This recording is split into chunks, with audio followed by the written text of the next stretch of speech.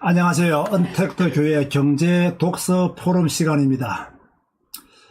조금 전 우리는 성경을 읽었습니다. 레위기를 통해 주시는 하나님의 음성을 들었고, 이제는 경제 공부를 하기 위해서 다시 모였습니다. 금요일 저녁인데 쉬지 못하고 저의 방송을 찾아주셔서 진심으로 감사를 드립니다. 이런 모임을 통해서 저도 발전하고 여러분도 한 단계 발전하는 그런 시간이 되었으면 좋겠습니다.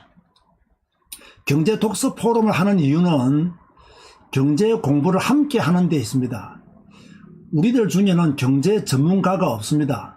그래서 우리가 책을 읽고 함께 공부하면서 성장해 가자는 의미로 경제 독서 포럼을 하게 되었습니다.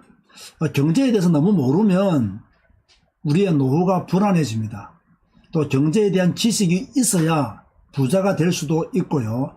경제에 대한 지식이 있어야 미래를 준비하는 데 도움이 됩니다. 그런데 대부분의 사람들은 막연하게 미래를 생각하고 또 막연하게 돈에 대한 이해를 가지고 있기 때문에 미래를 잘 준비하지 못하는 경우들이 많이 있습니다. 그래서 경제 독서 포럼은 함께 공부하는 시간이다 라는 그런 마음으로 여러분들이 참여해 주시면 좋겠습니다.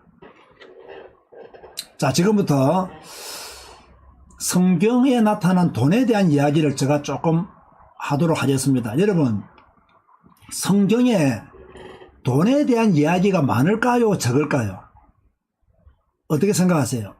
성경에 돈에 대한 이야기가 많이 기록되어 있을까요? 매우 적게 기록되어 있을까요? 의외로 많이 기록되어 있습니다. 우리가 잘 몰라서 그렇지요. 예수님의 비유 38개 중에서 18개가 돈에 대한 비유입니다. 여러분, 이거 놀랍지 않습니까? 38개 비유 중에서 18개가 돈에 대한 비유다. 놀라운 거예요. 그만큼 돈에 대한 이야기가 성경에서 많이 나온다는 이야기죠. 제가 다 찾아보지는 못했지만 믿음과 관련된 성경 구절이요 215개 구절이에요. 215개가 믿음과 관련된 구절이고요. 구원과 관련된 구절이 218개예요. 218개. 그런데요, 놀라지 마세요. 돈에 관한 구절은요 2350여 절 나와요.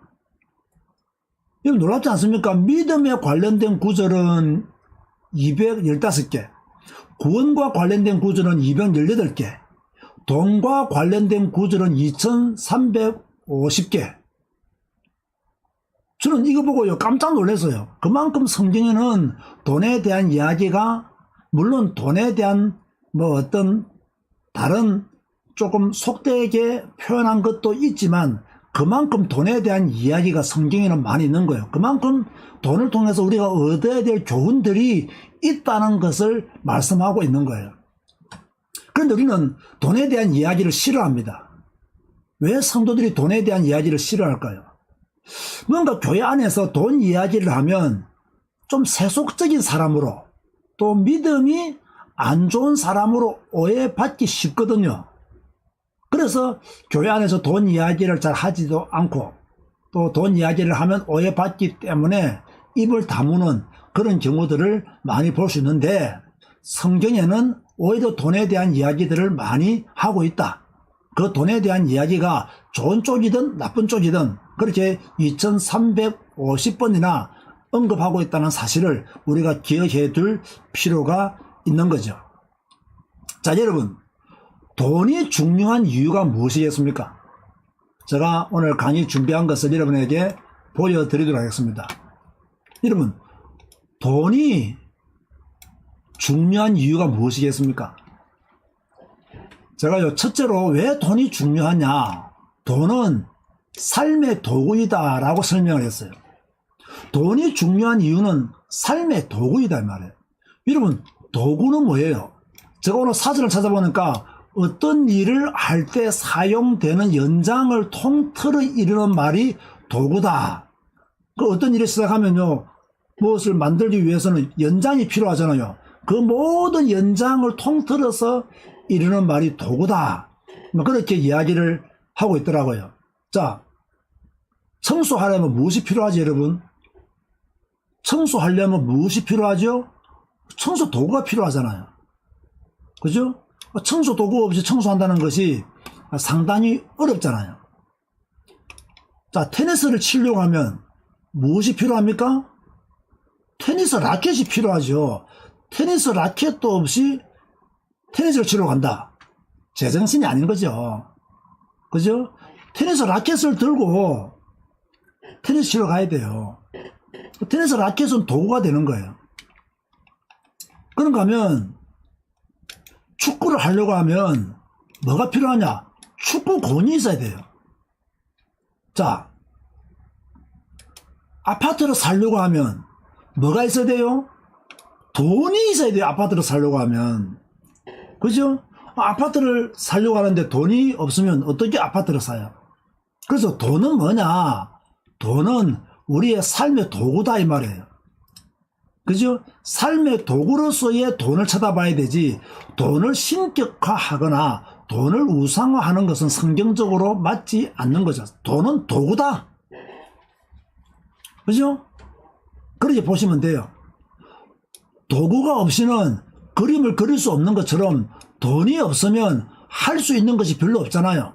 그래서 돈은 꼭 필요한 거예요. 왜? 돈이 없으면 할 수 있는 게 없어요. 돈이 없으면 아파트도 못 사고, 돈이 없으면 축구도 못 하고, 돈이 없으면 테니스도 못 치고, 돈이 없으면 뭡니까? 할 수 있는 일이 없다는 거예요. 돈이 있어야 다 할 수 있는 거예요. 그래서 제가 오늘 강의를 준비하면서요, 이런 생각을 했어요. 돈은 칼과 같아. 돈은 칼과 같아. 왜 돈이 칼과 같으냐? 이 돈이 강도의 손에 들어가면 사람을 죽이는 나쁜 짓을 하겠죠. 강도의 손에 칼이 들어가면 사람을 해칠 수 있겠죠. 그러나 이 칼이 요리사 손에 들어가면, 요리사의 손에 들어가면 맛있는 음식을 만들어내는 것이 칼이란 말이에요. 그리고 돈은 칼과 같아. 돈은 누구가 가지고 있냐에 따라서 사람을 살리기도 하고 사람을 죽이기도 한다. 강도의 손에 들어가면 나쁜 짓을 하고 사람을 해칠 수 있지만, 요리사의 손에 들어가면 맛있는 음식을 만들어서 많은 사람들을 행복하게 만드는 칼과 같아. 돈도 마찬가지다. 누구의 손에 있냐에 따라서 그 쓰임새가 달라지므로 사람을 해칠 수도 있고 사람을 살릴 수도 있다. 그게 돈이에요. 나쁜 사람이 가지고 있으면 그 돈을 가지고 사람을 죽이는 일에 쓸 것이고요. 반대로 좋은 사람에게 그 돈이 들어가면 사람을 살리는 일에 쓰는 거예요. 자, 그런 의미에서 본다면 불신자들보다는 누가 더 돈이 많아야 된다? 신자들이 돈이 더 많아야 되는 거예요. 그죠? 불신자들이 돈을 많이 가지고 있으면 물론 뭐 나쁜 짓을 다 한다고 말할 수는 없지만 그래도 나쁜 짓을 할 수 있는 가능성이 많잖아요.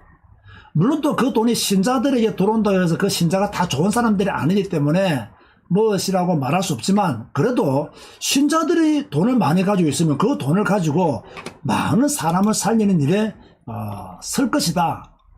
그렇게 보는 거죠. 그래서 돈은 뭐냐? 제가 돈은 무엇을 하겠죠? 돈은 삶의 도구다 라고 먼저 이렇게 여러분에게 첫 번째로 정의를 내렸고요. 두 번째로 돈은 뭐냐? 돈은 감돈이다 이랬어요. 자, 필라델피아의 템플 침례 교회에 어느 주일날 한 가난한 집안의 소녀가 등록을 했어요. 이 가난한 아이가 교회로 와서 예배를 드리고 하나님의 말씀을 배우려고 하니까 교회가 너무 좁았단 말이에요. 그래서 주일 학생들을 모아놓고 성경 공부를 할 수 있는, 분반 공부를 할 수 있는 공간이 없었단 말이에요. 이러다가 몇 년 후에 소녀가 불치의 병에 걸려서 세상을 떠나게 되었어요. 그런데 죽은 소녀의 베개 밑에 편지와 함께 동전 57센트가 있었단 말이에요. 자, 소녀가 죽기 전에 그 목사님께 아마 편지를 썼겠죠. 뭐라고 편지를 썼느냐. 목사님, 더 넓은 교회를 짓도록 제가 모은 헌금입니다. 꼴랑 57센트인데 넓은 교회를 지어 주십시오. 이 가난한 소녀가요, 불치의 병으로 죽으면서 목사님에게 그런 편지를 남기면서 57센트를 남긴 거예요. 목사님은 장례식에서 소녀의 편지를 읽었죠. 소녀의 편지를 읽고 온 교인이 감동을 받고 교회를 짓고 감동을 받고 나중에 학교도 짓고 이렇게 했다는 거예요. 그러니까 이 소녀가 드린 돈은 뭐냐? 이 소녀가 드린 돈은 바로 감동 그 자체였다. 그렇게 보는 거죠. 그 돈은 감동이에요. 자, 이거 보세요. 왜 돈이 감동인가? 여러분이 정말 꼭 받고 싶어하는 선물이 있었어요. 여러분에게 너무너무 필요한 것이 있었어요. 근데 여러분들이 돈이 없어서 못 산 거예요. 그런데 누군가가 선물로 그것을 사주었다고 한번 생각해 보세요. 그 자체가 감동이에요. 그 사람의 마음도 감동이지만 그 선물을 받았다는 것도 감동이죠. 왜? 그 선물을 사기 위해서는 필요한 것이 뭡니까? 돈이거든요. 돈이 없으면 그 선물을 못 사잖아요. 그래서 돈은 감동이다. 그렇게 볼 수 있는 거죠. 그 돈은 감동이에요. 여러분 저 말 이해됩니까? 여러분 솔직히 돈은 감동이다 이 말 이해됩니까? 뭐 여러분 정도 연세가 되면 다 이해가 되죠. 돈은 감동이에요. 그죠? 그래서 돈은 첫 번째로 삶의 도구고 두 번째로 돈은 감동이다. 그런가 하면 세 번째로 돈은 뭐냐? 자, 신앙생활의 관점에서 본다면 돈은 곧 그 사람의 무엇이다? 믿음이다. 누가복음 21장 1절에 4절에 보면 헌금에 대한 예수님의 말씀이 나오죠. 부자도 헌금을 하고 가난한 과부도 헌금을 했어요. 예수님은 어떤 사람의 헌금을 칭찬했나요? 부자보다 가난한 과부가 더 많이 넣었다고 칭찬했어요. 물론 부자보다 과부의 헌금 액수가 작았겠죠. 그러나 예수님이 그 과부의 헌금을 칭찬한 이유는 믿음으로 생활비 전부를 넣었기 때문에 가난한 과부의 헌금을 더 칭찬하신 거죠. 부자는 자기가 가진 돈에서 일부만 낸 것이고 이 가난한 과부는 믿음으로 생활비 전부를 넣었다. 그래서 헌금은 곧 그 사람의 믿음이다. 돈은 곧 그 사람의 믿음이다. 그렇게 말씀을 드릴 수 있는 거죠. 돈은요, 돈으로만 끝나지 않습니다. 이게 무슨 말이냐면 돈과 사람이 연결되게 되어 있고 그 돈이 어떤 사람에게 들어가냐에 따라서 많은 것이 달라진다. 그죠? 돈은 곧 사람과 연결되게 되어 있어요. 그 돈이 어떤 사람에게 들어가냐에 따라서 많은 결과들이 달라진다. 그렇다면 자, 우리가 돈에 대해서 공부를 해야 되겠습니까? 안 해야 되겠습니까? 돈에 대해서 공부를 해야 돼요. 돈에 대한 공부가 필요해요. 그런데 우리가 지금까지 살면서 돈에 대해서 공부할 기회가 없었어요. 기회가 없었어요. 그러니까 돈을 터부시 여기게 되고 돈을 다 속으로는 좋아하면서 겉으로는 안 좋아하는 것처럼 뭐 돈 보기를 뭐 돌같이 보라. 여러분 돈 보기를 돌같이 볼 사람이 어디 있습니까? 그렇게 말하는 사람 앞에요. 돈 5만 원짜리를 한번 쭉 뿌려보세요. 돈 죽지 않는가? 그죠? 돈 공부를 반드시 해야 되는 거예요. 자, 오늘 제가 서론적으로 먼저 말씀드린 그 돈이 왜 중요하냐? 돈은 삶의 도구이기 때문에 중요하다. 돈은 감동이다. 그래서 돈이 중요하다. 세 번째로는 돈은 믿음의 생활의 관점에서 본다면 곧 그 사람의 믿음이다. 그래서 돈도 우리의 믿음의 표현이기 때문에 중요하다라는 것을 여러분들에게 말씀드리고 있습니다.